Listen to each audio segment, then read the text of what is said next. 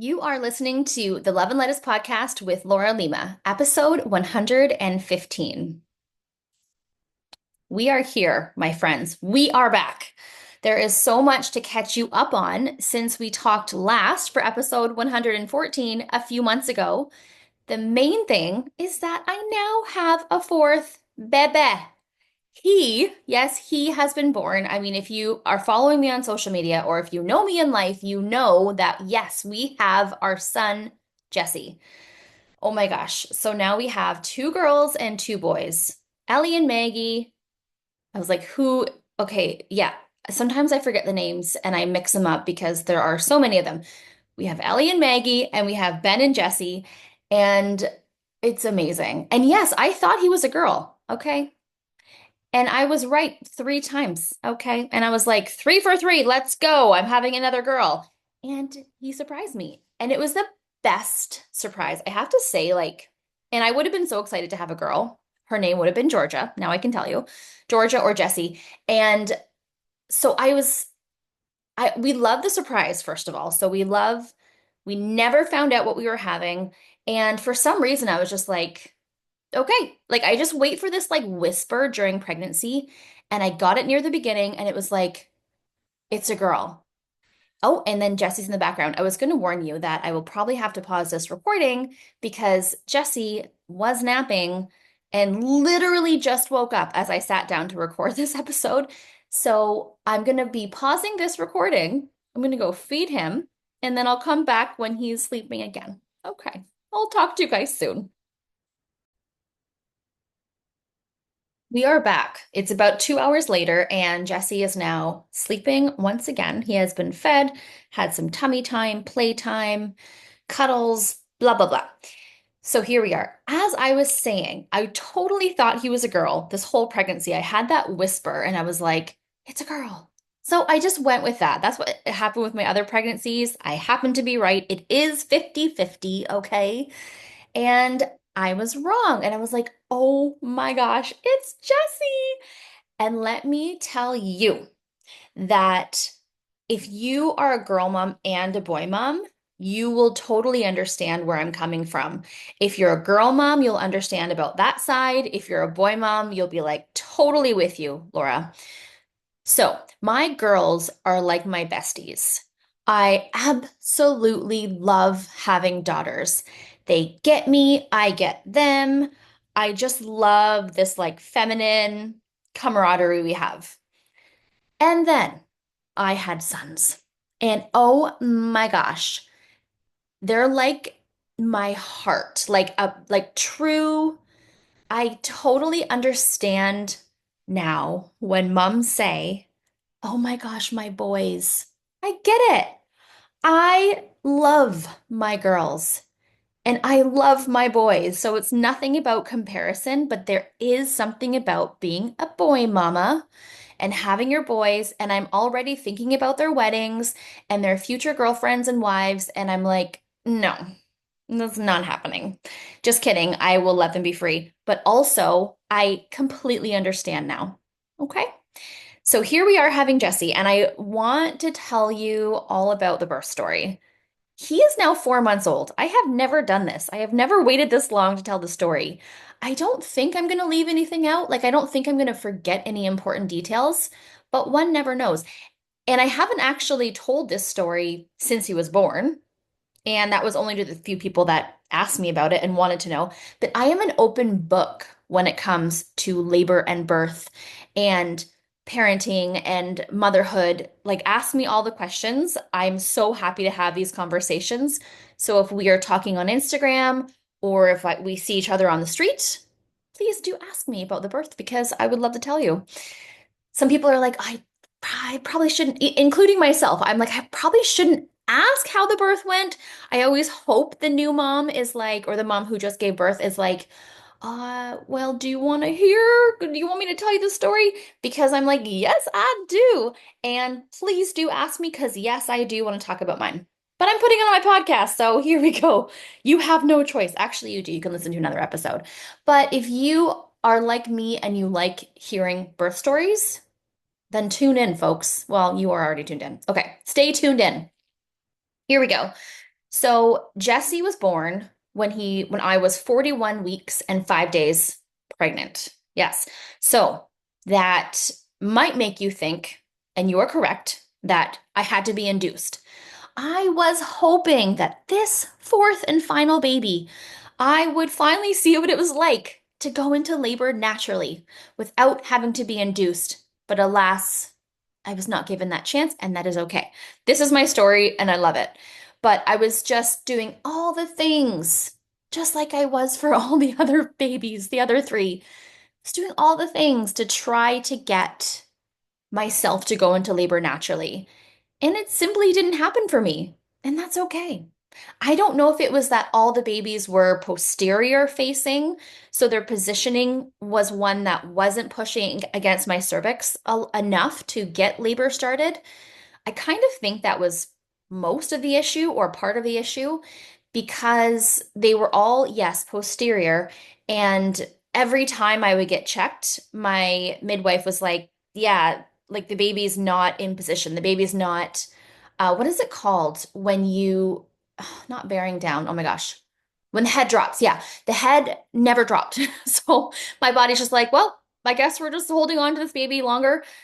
Anyway, so we waited until the last day possible, pretty much, and we scheduled the induction for 41 weeks and 5 days. And that was May 2nd, 2025. So we went into MAC. We always have our babies at McMaster Hospital with our midwife, Tamara Youngberg from Access Midwives.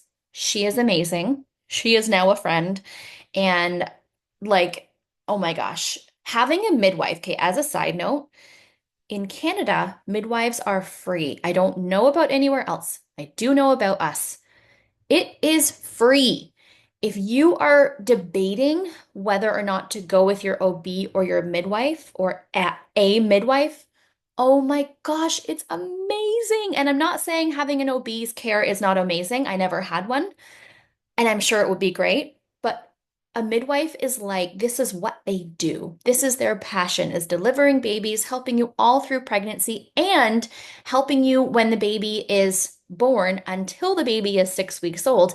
And the midwife comes to your house for the visits until the very last visit. That's when you go to their office, their clinic, when the baby is 6 weeks old. By then, you are more able to get out. For me, I know even with Ellie, my first, at first I was like, people actually drive with their babies? People put their babies in cars. Like, how do you, I, not even safety wise. I was just thinking like the logistics of that. How does one do that? You put your baby in the car seat, you get them in the car seat holder in the car, you turn on the car and drive, but you've got your baby here. I was like, you take the baby out of the house? Like how is that possible? And it's so funny now hearing myself say that because for my fourth, it's like he goes where we go. For my third, Ben, it was like he goes where we go. We're all heading out. He's 1 day old. We're fine. We got to do that appointment. We're all going together. Like, well, maybe not exactly like that. I stayed home with him at the beginning, but oh my gosh, what a different feeling. So the midwife comes to your house for those first initial visits. You can page them, text them, call them, however their service is set up. 24/7 during pregnancy and until the baby is 6 weeks old. 24/7. Any concerns you have about you, baby. Oh my gosh. Like the feeling of that, the safety of that, the feeling that I always felt like she's got my back. I can always ask her questions. If I'm concerned about literally anything to do with pregnancy, baby, feeding, whatever, I could ask her. And that feeling of peace is so amazing. Did I mention it's free? Yes, I did. So midwifery care is free. And oh my gosh. Now, I don't know if I'm speaking for all of Canada. I think it is free in all, I know in Ontario it is. That's where we'll end that conversation, but amazing midwife. So here we are at our McMaster Hospital, which is our local hospital here in Hamilton, Ontario. And we are coming with my mom. This time I said, you know what? I would love to have my mom there. We were thinking of having her there for Ben's birth, but it was still kind of COVID times in 2022. Things were lifting by that point, but it was still like, we're not really sure if we should have another person coming into the hospital. So we didn't. This time we did. And I will also back up to say, I was hoping for a home. I'm like hoping because I do like the hospital births I've had, so I wasn't like totally set on it, but I was hoping to have a home birth this time. I even purchased the pool because I felt like I wanted to labor in the water, in the warm water. I felt like that's going to really help. It did, by the way, because I ended up laboring in the water at the hospital, which was great. But I purchased that pool. I purchased the hose because I was like, wait, how do we empty this thing? How do we fill this thing? So I purchased that whole thing and I was ready to go. I purchased the peanut ball because I know every labor, if you know the peanut ball, if you've had a posterior baby or if you haven't, you probably know the peanut ball in labor. And it goes in between the legs just to get you in that right position on your side, usually to help baby turn. So we had the peanut ball. And we were ready to go, but I just said, if I go into labor naturally, we are planning for a home birth because we know that we have the hospital about 15 minutes away in an ambulance, a little bit faster than that. And we have that safety net. And also my midwife, who has been a midwife for 25 plus years, they are trained to know when we should be going to the hospital. So I felt totally safe and totally good doing that. But we decided, okay, well, I decided because my husband Miguel is like, this is completely your choice. Although he was like, let's do the hospital. I know that's where he felt the most comfortable. But he says, this is your choice. And it's our fourth and final baby. If you want a home birth, let's plan for it. So I said, let's have a home birth if I go into labor naturally. And if not, we will have a hospital birth. I'm fine with either. And I was. So we had a hospital birth and it was great. And one other thing I was going to say about that might come back to my brain. I have no notes, by the way. I'm just doing this all from my head. And like I say, I hope I remember all the details, all the deets. But if you have questions, just send me an Instagram DM. I'd love to chat with you about it. Okay, so we planned for May 2nd. It was a Friday. We went into the hospital and my mom was there. Miguel's there. We meet Tamara, the midwife. We get checked in, signed in. We go to our room. Here we are. So around, let's say 10 o'clock in the morning, the IV starts. The IV, which is dripping in the Pitocin into my body. Pitocin being the drug form of oxytocin, which is the chemical, the hormone, is it a neurotransmitter? I don't even think it is. I think it's a hormone. And by the way, when I'm like speaking from the top of my head, I usually can't remember details like that and facts like that. So when I hear this back, I'm going to be like, Laura, this is what it is. Um, I think it's a hormone. Yeah, it totally is a hormone. See what I'm saying? Okay. So the Pitocin, they first do, I think she first did a saline drip to hydrate my body and then the Pitocin. Anyway, I'm trying to give you every single detail, but in case you have to get induced as well, so you'll know what to expect. But it's fine. So the IV is in my arm, Pitocin starts. Now, I don't start feeling contractions right away I mean, for me, and everyone's obviously different, but for me, I just kind of started feeling, so nothing at first. And she keeps beeping it up. So you can hear, like you can hear the beeping when she is increasing the dose of Pitocin. And then you get to the maximum, and then you just kind of wait. Now, not everybody has to get to that maximum. Not everybody's body needs it. Mine did. I got to the max, and I still wasn't in total labor at the very beginning, so I didn't feel anything, and then I started to feel just little contractions, kind of like Braxton Hicks, but a little bit different. And I was like, well, it's very mild, but okay, I can kind of feel it working. And it's funny because I remember saying to Tamara, now this is my fourth induction, right? You'd think I would know what to expect. But even saying that, it's like, not necessarily, because every birth is different. And do you remember every single detail? No. So, yeah. So I don't know. I don't know why I said that. But anyway, I said to Tamara, I'm kind of worried this isn't going to work. Like, what do we do if the Pitocin doesn't kick in enough? And she said, it will. Just give it time and it will kick in. So if that's one of your worries, you're like, we're at full dose here, which I think is the number 20 when you're looking at it. I think it goes up to 20. And you start at like two. I don't know. I think it's around two. Don't worry, because yes, apparently it will most of the time, if not all the time, kick in and start working. So then I'm gonna say it was around 2 o'clock. So like 4 hours into it. And by the way, we had done laps of the hospital. Like me and my mom and Miguel, we were just doing laps of the hospital, me with my IV stand, dragging it along on the wheels. And in my nightgown, because I have the same nightgown that I bring to every birth, which is, and if you've seen my Instagram stories, you will know which one I'm talking about. It's navy blue and it's got white polka dots on it, and it comes with a jacket. I bought that for Ellie's birth, and I've given birth to all my babies in it, which I think is so cute and so cool. So you better believe I'm keeping that nightie forever. So here I am, yeah, walking in the nightie. You can see the other women who have been induced along in the same ward, all doing their walks around. I love it. Like, I was like, how are you doing? She was like, great. But it was the morning and we were both still great at that point. So I would say around 2 o'clock. So we're about 4 hours into it. And I've had a few snacks throughout. Like my mom made muffins, healthy muffins, which I was like, yes, I will have one of those. I don't want to eat too much, but I want some stuff in my belly.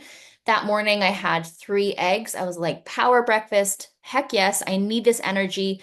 I'm drinking water throughout the day. I also had the Roar, ROAR, Roar electrolyte drink. You can buy it straight up and you can buy it in packets. I had it in packets and I had plastic water bottles. I know you should use reusable. I do have reusable, but in my head, I'm like, what if we can't fill it up? Where's a water station? Let's just bring these plastic water bottles. And then it was simple. Just pour the packet in, shake it up, done. So if you see any of the birth pictures from, I'm trying to think if yeah, I mean, if you see any on my Instagram, I didn't really do any birth pictures today, but maybe I still will.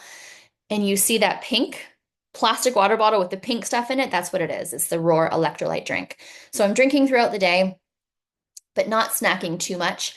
And then around two, okay, things are starting to pick up. But even then, I was able to breathe through them.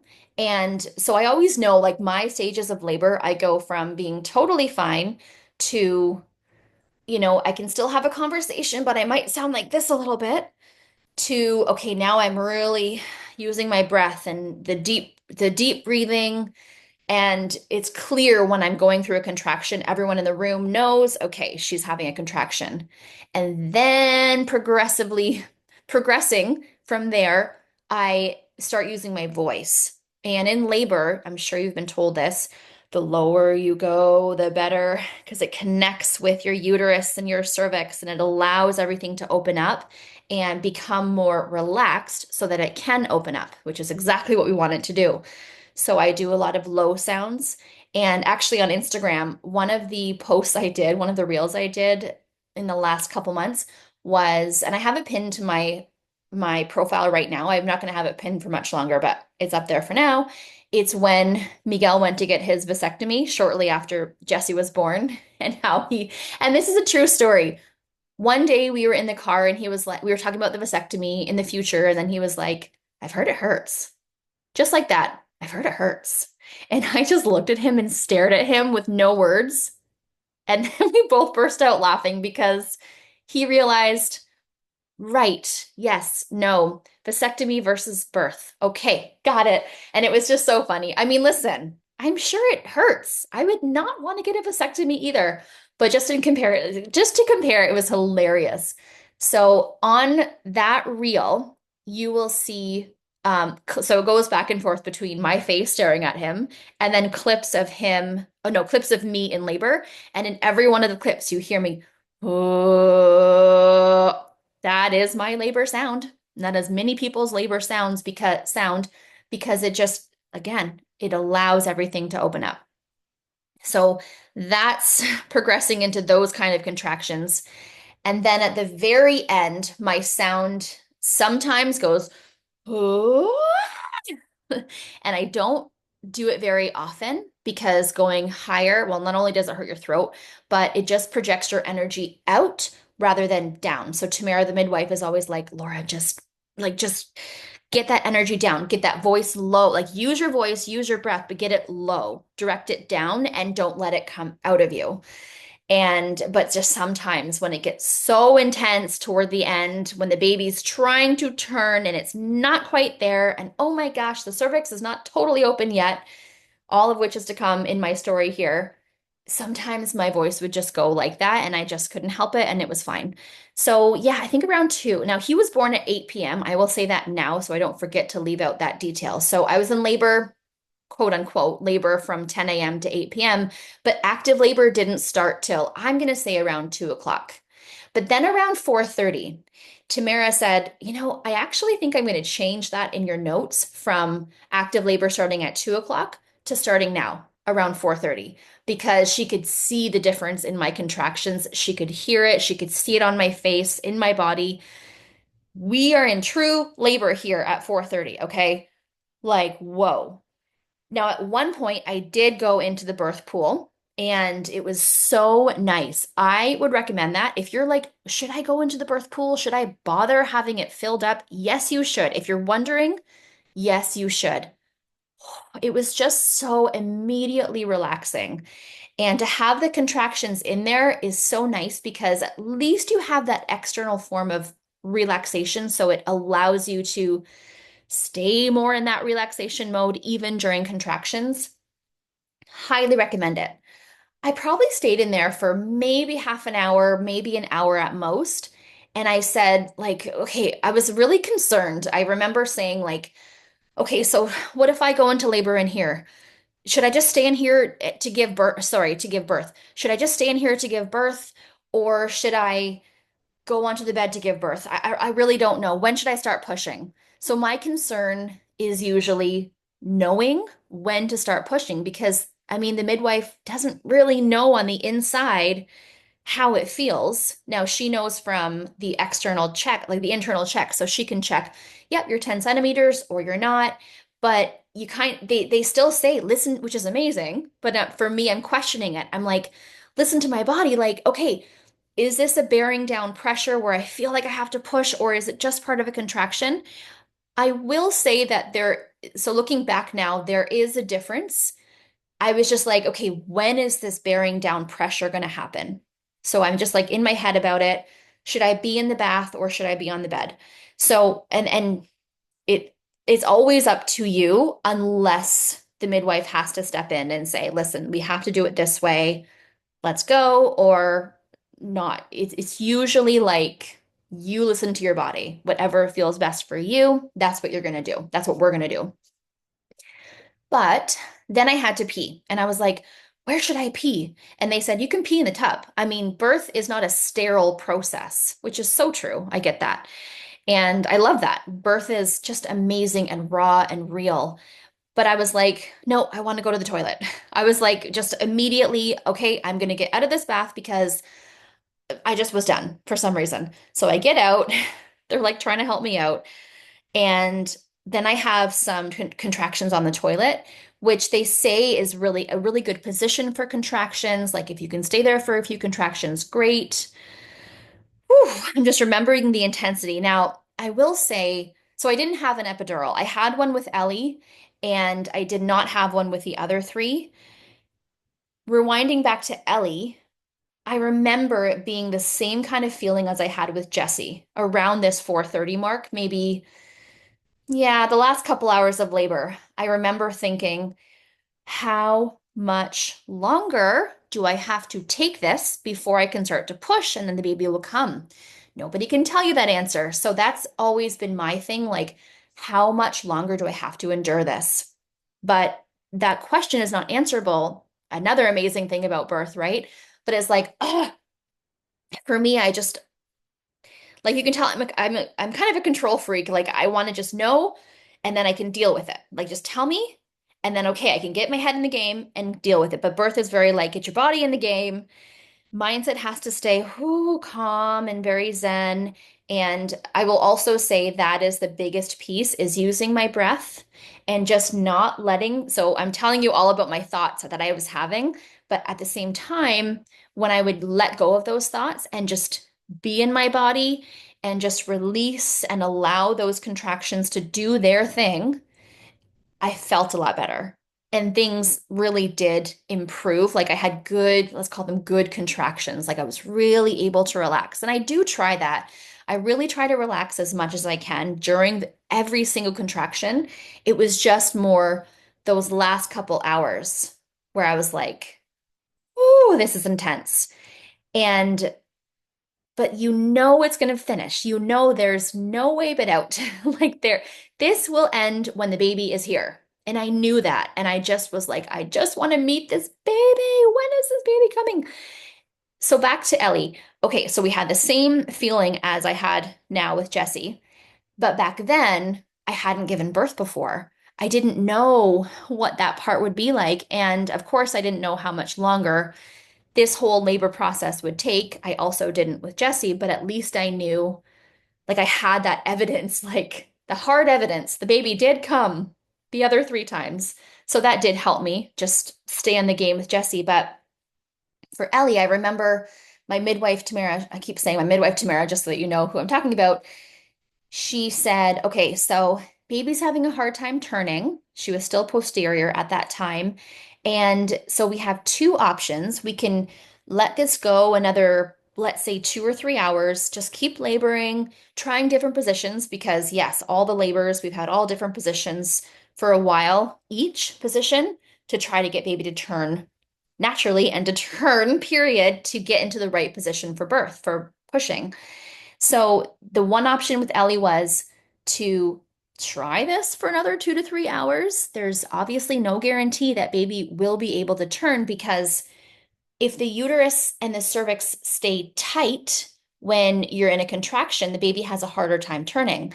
But if you're able to relax as much as you can, just allow that contraction to do its thing while we are relaxing the rest of our body, then baby has a better chance of turning. So we can try to wait and see if that happens, or we can do an epidural, which will relax your uterus because you won't be able to feel it. You won't be able to feel that intensity, the contraction, and so that your uterus will be able to relax, cervix can fully open, baby can turn, boom. I said to Tamara in that moment with Ellie, I need you to tell me what to do because I could go either way here. I'm fine having an epidural if I need to. I would definitely, ideally, not want one. I would love to have a natural birth if I can, but you need to tell me what to do because I just don't know. I'm stuck in this moment. And she said, I think you should do it. And I was so freaking glad because every question that you ask a midwife, I mean, they have to. They have to say, it is your choice. It is your choice. They give you the options. They tell you all the goods and bads of everything. And ultimately, it's your choice. But I knew in that moment, and she knew that she had to tell me what to do. That's what I needed from her. So I'm so glad she did. Oh my gosh. Thank you, Tamara. So I had the epidural with Ellie and I was able to fully relax. Luckily, the epidural worked because I know it doesn't always. And it was great. A couple hours later, started pushing. There was Ellie. But for Jesse, so here I am in the same kind of position. And yes, with Maggie and Ben as well. There's always that time where I'm like, okay, how much longer? It's getting really intense here. But for Ben and Jesse, so my third and my fourth, the cervix wasn't quite opening all the way.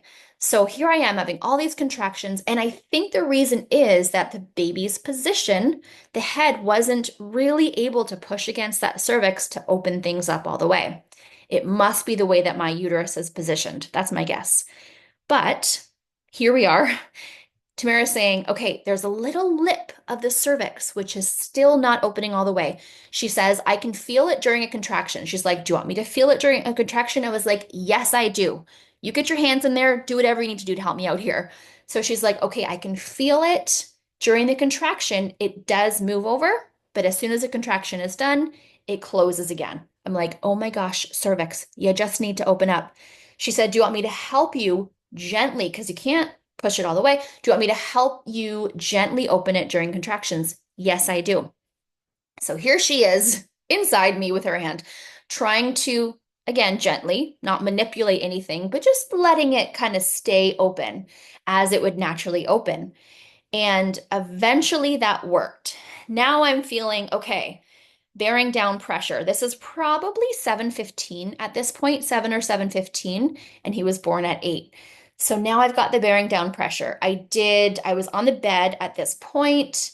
I am using all my might to push this baby out. I was thinking the other day, okay, I have this mayonnaise squeezable container. It's just like a ketchup container, mustard, same thing. And I was like, oh my gosh, this is a really good way to describe how it feels to push a baby out. Not in the way of the physical feeling, but just the stamina that you need and the strength that you need. So such a weird like comparison, but I was thinking, oh my gosh, it just came to my brain. This is exactly what it's like. So you know when you haven't gotten the, let's call it ketchup, okay? You haven't gotten the ketchup to the bottom of the container because when it's at the bottom and you squeeze it, it comes out right away. So pretend you can't get it to the bottom for whatever reason, it's running out. So you squeeze it and then you keep squeezing and then it starts to move, but you've already started squeezing and then you stop. And then you have to squeeze again. It's not coming out. Your hand is like shaking from this effort. Your muscles are like, oh my gosh, ketchup, come out. And then it starts coming a little bit, and you keep having to squeeze, squeeze, squeeze, and use those muscles. That is what it is like to push a baby out. Weird analogy, right? But if you've done it, you know. I feel like that is a very accurate analogy. You're like pushing with all your might. You're not feeling anything moving. And then eventually you do, but you're still having to push because you already started pushing. And oh my gosh, it's like so intense and amazing. I actually love the pushing part way more than the labor part for sure, because now you're like making things happen and you know you're that much closer to seeing your baby and meeting your baby. But I just love it too because eventually you do feel it coming. And I'm all like, some people are like, I don't want to see anything. I am like, show me the mirror, feeling my baby. They're like, do you want to feel the head? Yes, I do. Okay. Oh my gosh, the head's there. And it's so encouraging because I mean, between contractions, the baby might just stay there or come back a little bit. That's what was happening for me. But then, like, he got closer and I was like, oh my gosh. And in the mirror, I could see him. It's always exciting because my mom and Miguel were like, oh my gosh. Like, we don't know it's Jesse at this time. So we weren't saying he. They were like, oh my gosh, baby is here. So close. And I looked in the mirror and I could see and I was like, ah, oh my gosh. Okay. It's so close.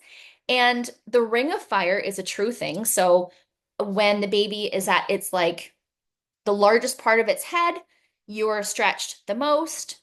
Yep, you feel it. But like, I don't know. For me, it's again, the labor was more intense than that. I mean, it's an intense part, but it's very doable for me. And every body is different, every person is different, but I just want you to know, like, don't be afraid of the ring of fire. Just try to let yourself, as you know, you push, and then as soon as your midwife says okay, or your OB says okay, just relax, let it just move on its own, do it. Listen to those voices because they know what they're talking about. And but you also know your body, so you're like, no, I need to keep pushing. That's okay too. That's what they always say. So every situation is different.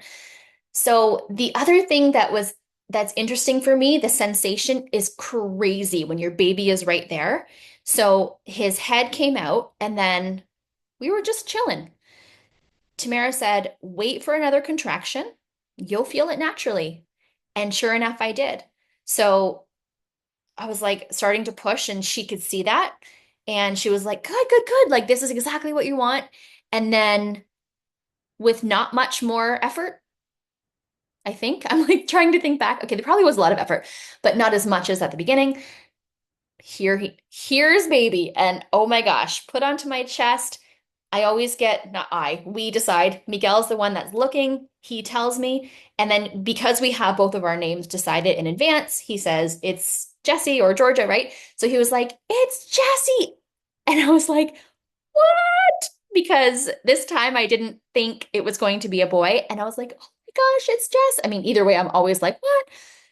Oh my gosh, it's Jesse. He goes on my chest. the rest is history. Like amazing, amazing feeling. You're just like elated. Like it's amazing. It's surreal for sure. Oh, I was going to say, yeah, so I kind of started to say that feeling when the baby's head's out. So sometimes it all comes out at once, the whole baby, but head was there, we're chilling. I was like, okay, do I push? Do I not? Tamara, amazing coach. Just wait till the next contraction. But that feeling of your baby being right there and you're like, okay, now you have to like relax. And your baby is like almost here, but you're just like, okay, I'm going to listen to my body. It's surreal, just a surreal experience, a surreal feeling. The sensation is surreal the whole way through. Holy cowabunga. So then Jesse is on my chest. Did I tear? Yes, I did. It was second degree tearing, but superficial tearing this time and pretty pretty good in the scheme of in the grand scheme of tearing. And honestly, my healing, my recovery from the tearing, amazing. The only time it wasn't that great was my recovery after Ellie. And I mean, it was the first time of tearing, the first time of giving birth. It makes sense that it would be the most intense recovery period. But also, Tamara had said that it was kind of like a W shape in how it tore. It was it was extensive. And I think that was third degree. It was also third with Maggie. And then I think with Ben, they thought it was third, and then they went to second. Same thing with Jesse, looks like third, but actually it was second. And when it is past second degree tear, I believe, I could be wrong with this, but there's a certain time when it's at a certain degree of tear that the OB on staff has to come in to stitch up that tearing. So the OB had come in and it had turned out that Tamara could have done it, but that's okay. So she's there. Now, you might be wondering if you haven't done this before, that in a natural labor, okay, you don't have any epidural in you, you don't have any pain avoiders, if you will, pain suppressants. Now you're going to get some stitches in your vagina?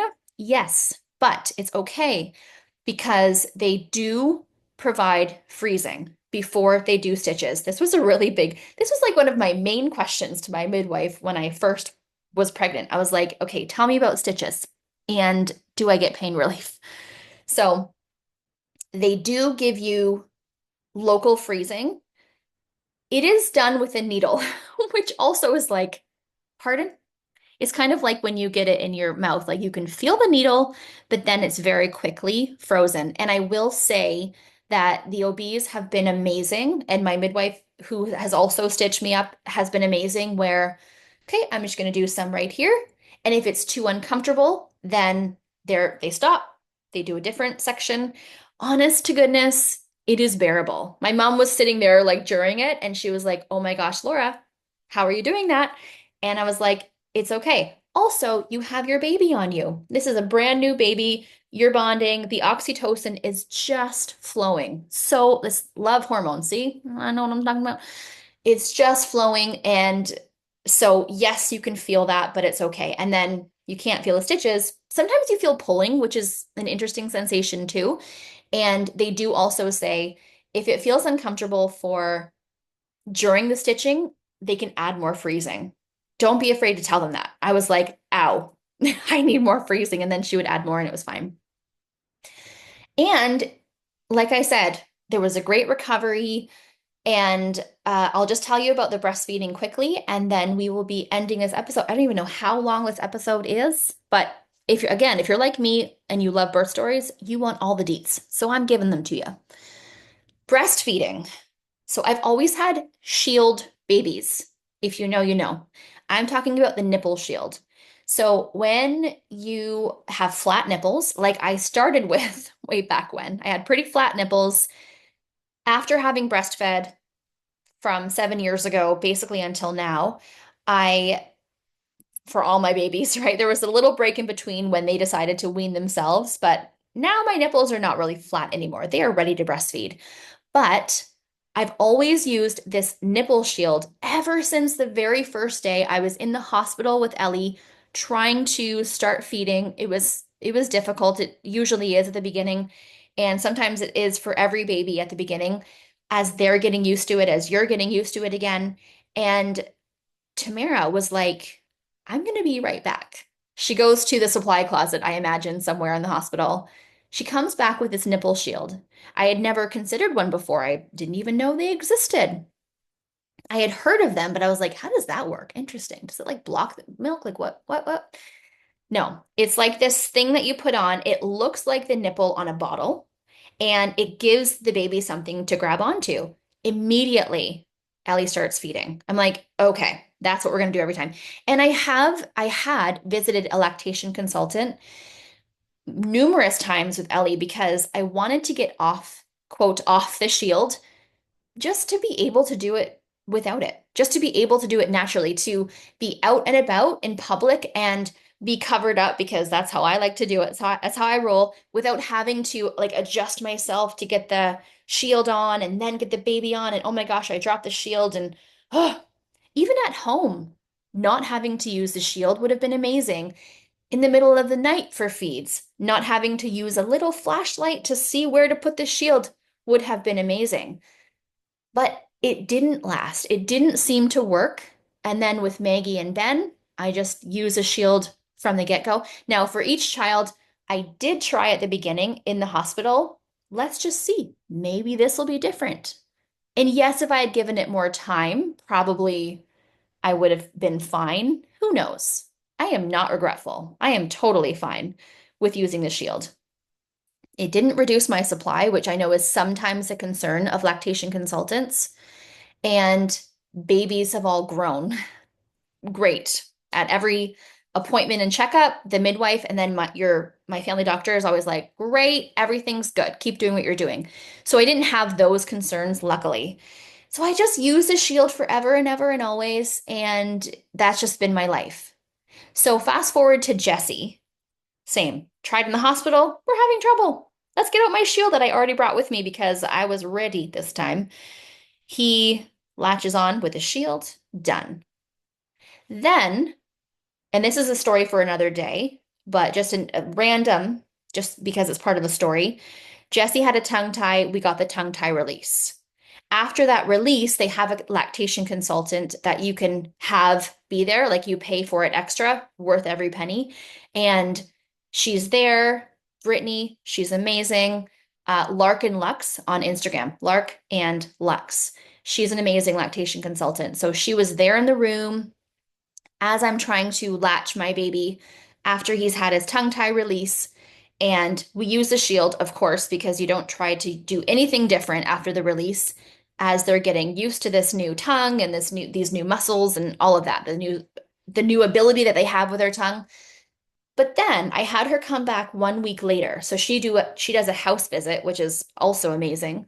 Comes to the house a week later, everything's going well. She says, and I did tell her, I said, I still would like to try no shield. She said, okay, let's try. It didn't work. So she's here at our appointment. I try it. He doesn't latch. He's like, blah, no.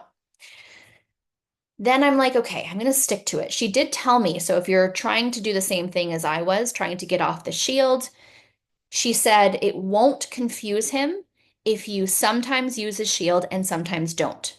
Because I was like, well, what happens if, he's off it and then he's having a hard time? Can I reintroduce it? Does that confuse him? No. It's not the same as like when you're introducing a bottle and then they say that can confuse them. Apparently, it's not the same. I was like, thank goodness. But she had gone for the day after the appointment. It was a few hours later, and I was like, I'm just going to try again. I'm just going to be patient and try. Doesn't he immediately latch on with no shield? And I'm like, what? Like, this is amazing. Like, don't change anything. This is great. Let's just keep on going with whatever is happening here. Like when something works, you're like, everything needs to be the same. Don't change anything because it's working. That's how I felt. So then I try the other side. Immediate latch. Oh my gosh. Since then, my friends, and that was about 2 months ago, there have been no nipple shields on these boobs. Okay? This is so freeing. It is amazing because at night, I no longer need that flashlight to look for my nipple because, like, you can't really do it by hand, like by feeling. Eventually, I I'm able to, but still, the shield has to be like right on in order for them to get the right latch and for it not to be uncomfortable. But for some reason, like the baby, well, not for some reason, the baby just knows, like when there's just your nipple there, the baby, you're like, here you go. And then baby finds it. It's amazing. I don't need any light when I do our night feeds. And it seems like a small thing, but my friend, it is not. If you know, you know. It is not a small thing. This is huge. And then when we're out in public, when we're out at someone's house, I can just cover up if I want to, depending on where we are, and open up the bra, and it's right there. Immediate latch. Like it's just amazing. And I like to do things naturally as much as I can for most things in my life. So for me, breastfeeding with no nipple shield is one of those things. It's just like, boom, done. So I'm so freaking happy.